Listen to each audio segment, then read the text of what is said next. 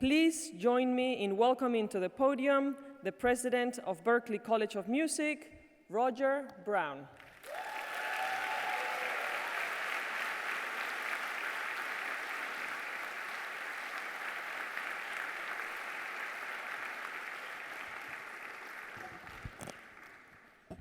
Welcome, everyone. Buenos dias. It's wonderful to be here with you.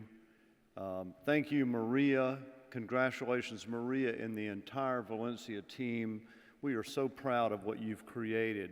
Many universities are almost 1,000 years old. Our program here is very new, and you helped us create what I think is a very innovative program.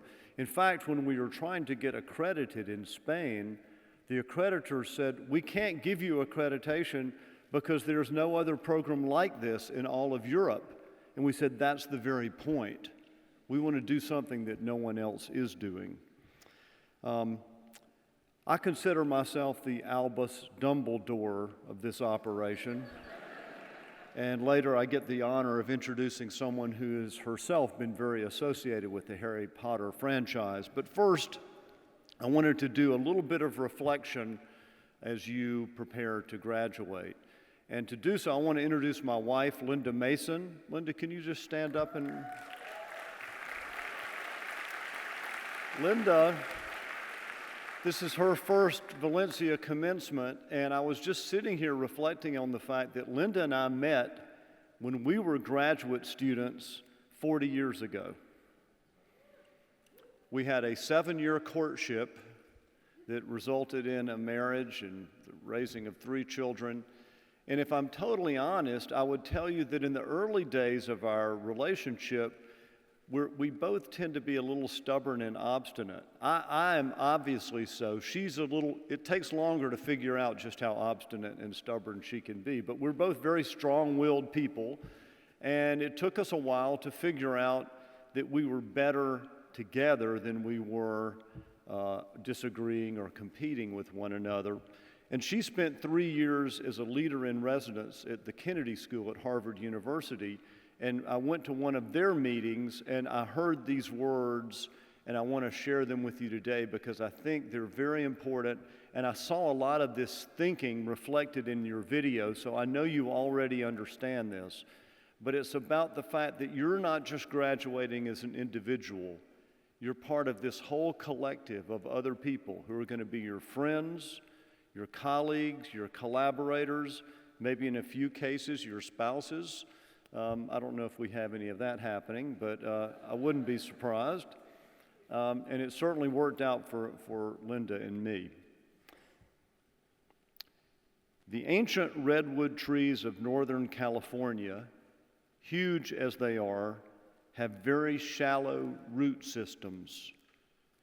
Yet they cannot be blown over by the strongest wind.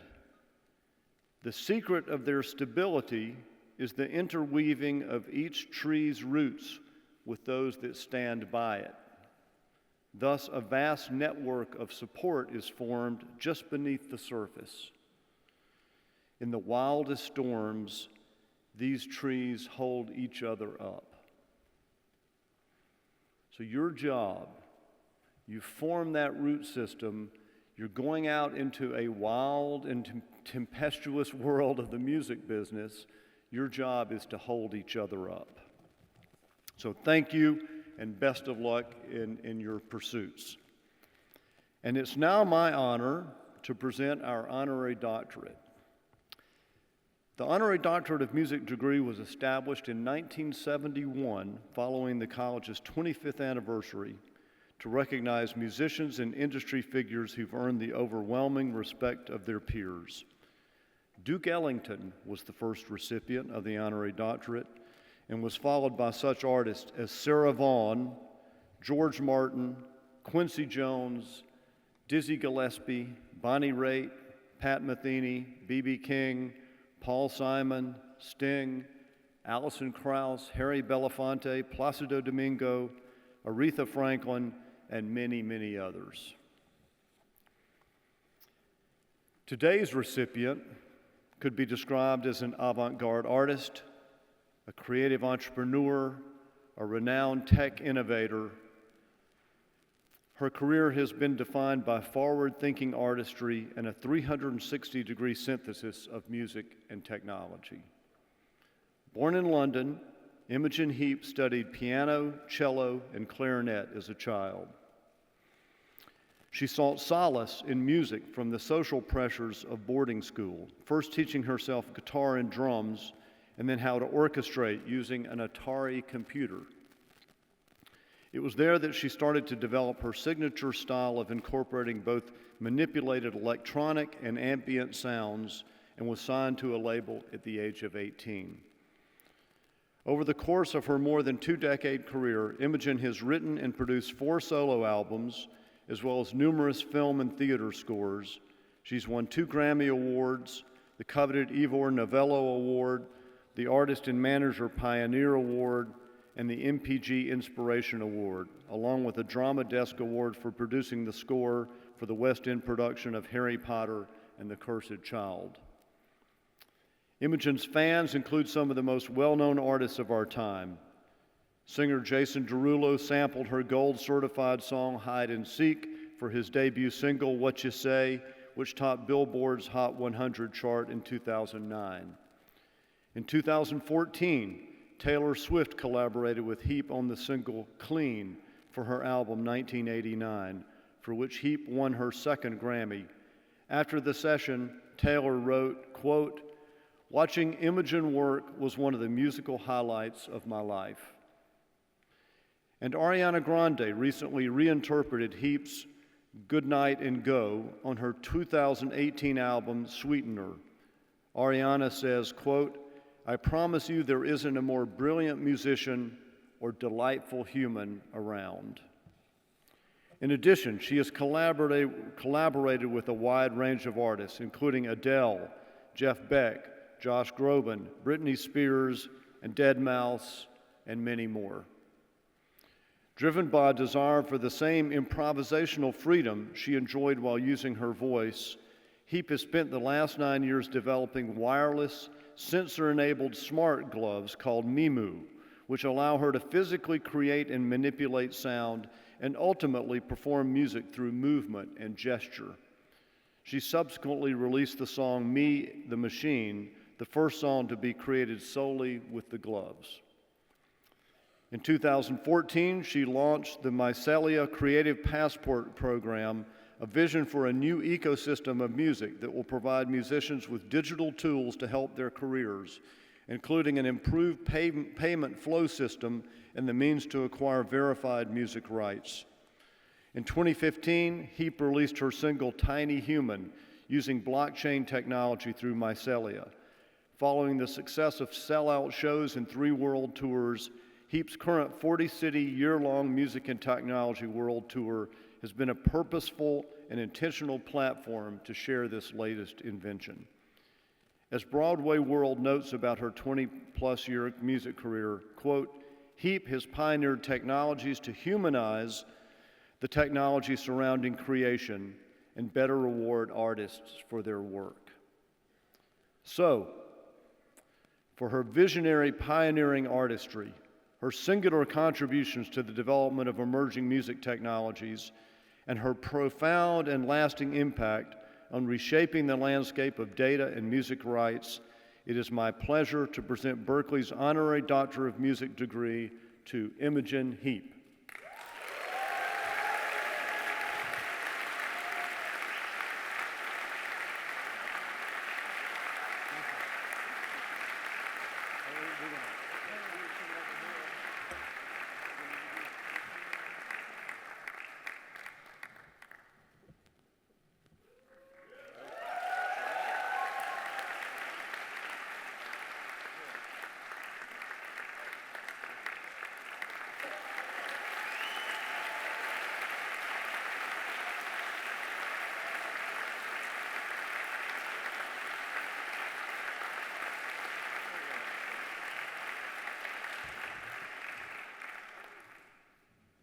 Thank you. Thank you so much, Larry. Thank you so much, Roger. This is amazing. I'm going to put this in my bedroom. So I wake up every morning and go, I'm so great. Because sometimes you don't wake up and think you're great, because you're kind of on your own. out there after this. You get out there and you still have your friends and you have all the things that you've learnt, but you are alone. And it's a very hard place to be because you're constantly having to, make up things. This is exactly what I'm doing now, actually, because I knew about this and I knew I had to prepare a speech. And I did spend many, many evenings trying to write a speech, and I wrote a lot of good stuff. But it was going to be too long, and I didn't know how to fine-tune it into something that was going to really deliver something which I felt you wanted to hear. And I remembered that on the last tour, a current tour that I've just been on, one of the biggest problems happened just as I was about to go on stage and do my first show of the tour. And my computer, which I do use quite a lot, decided that it was going to take 2 minutes to load up between each song. And I had to get to the bottom of that, but I couldn't do it before the show started. So I was like, what can I do? This has got to be a good thing. Because every time something happens that's a bit out of the ordinary, usually there's a lesson in there somewhere. And so I thought, okay, what am I good at? I'm good at improvising. I'm good at talking. So why don't I just throw it out to the audience and we'll get a microphone.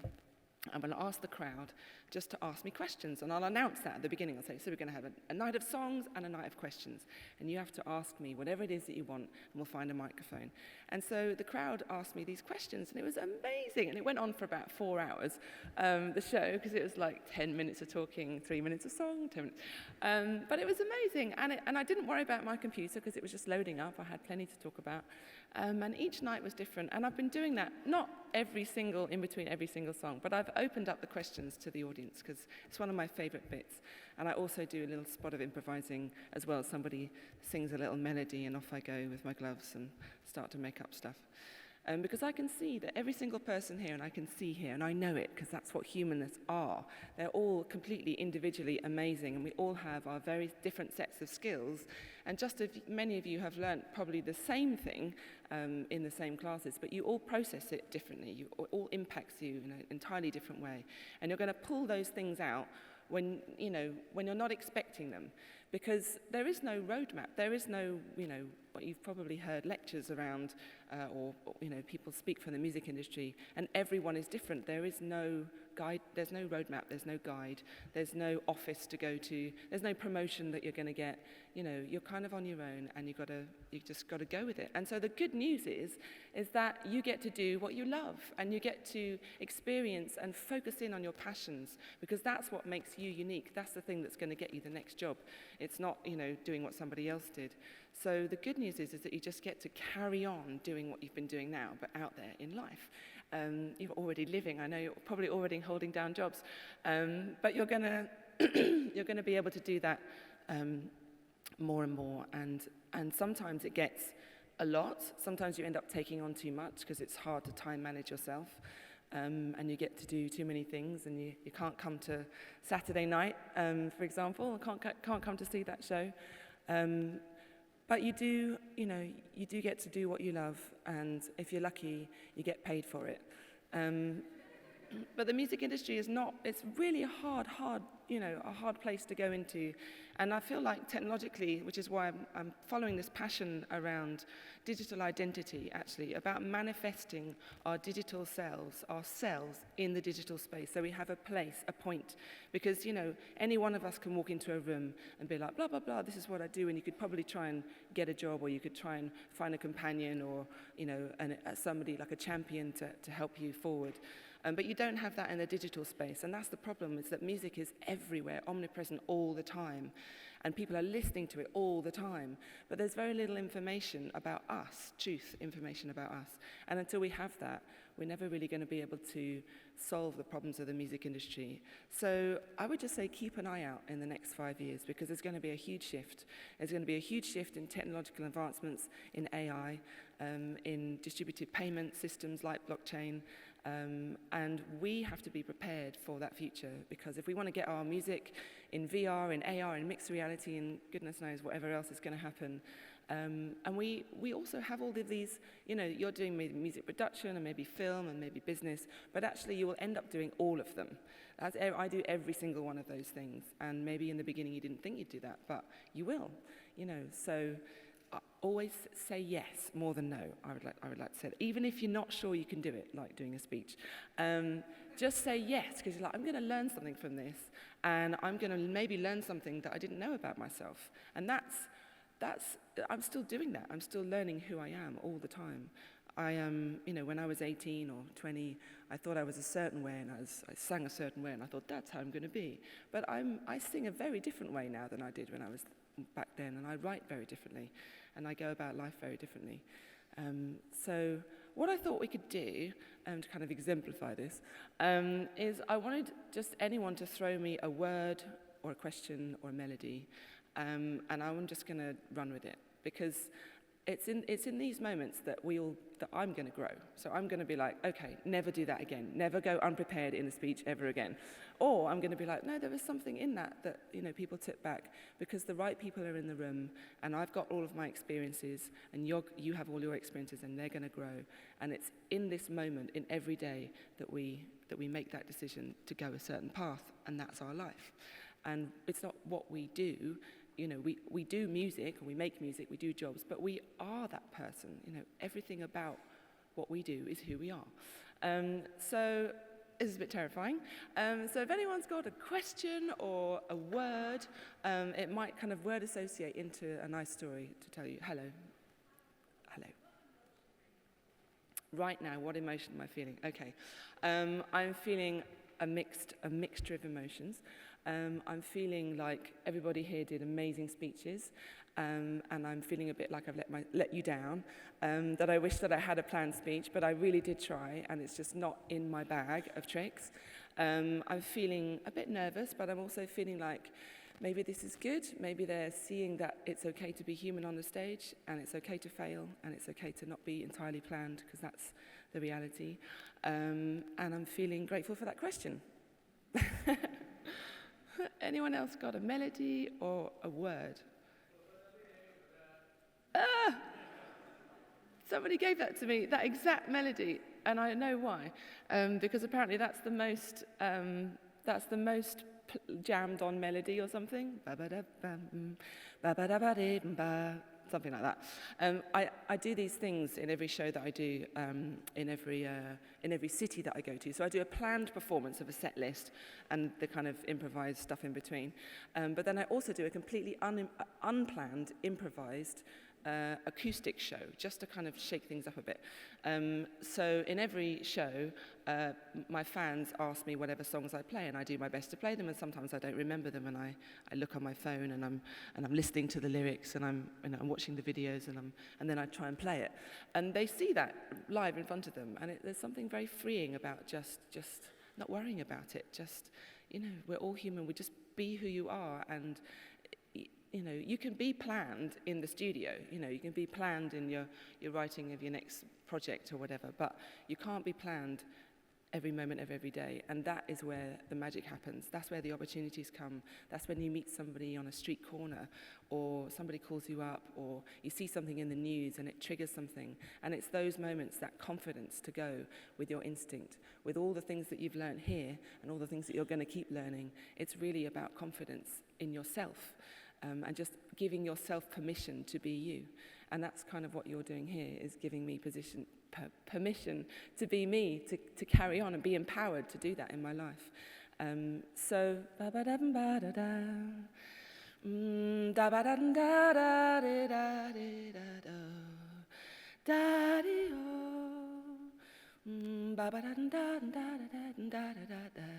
see, I'm not the world's greatest singer either, but I'm good enough. Da da da da, whoa,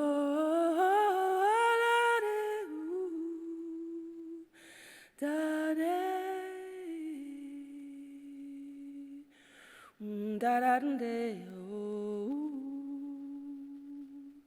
da da da da, do do da da, ba da da da da da. Da da dum da di da da di, whoa whoa whoa whoa, dum da ba da da di do da di da di da di.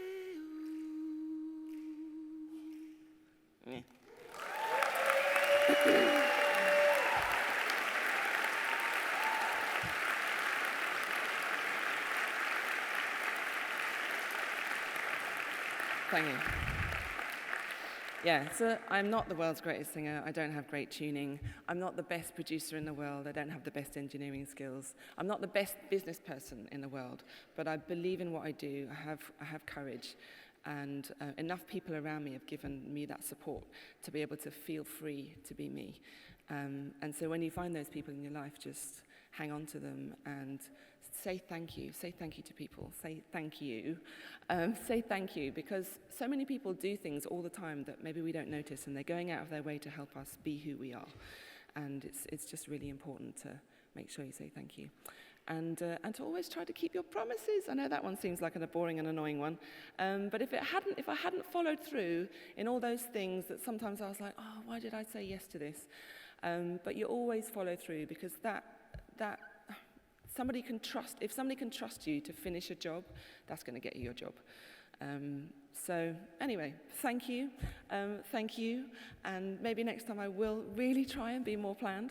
But I have enjoyed this, and I will just continue. And I just want you to know that it is going to be really hard out there, but it's going to get better.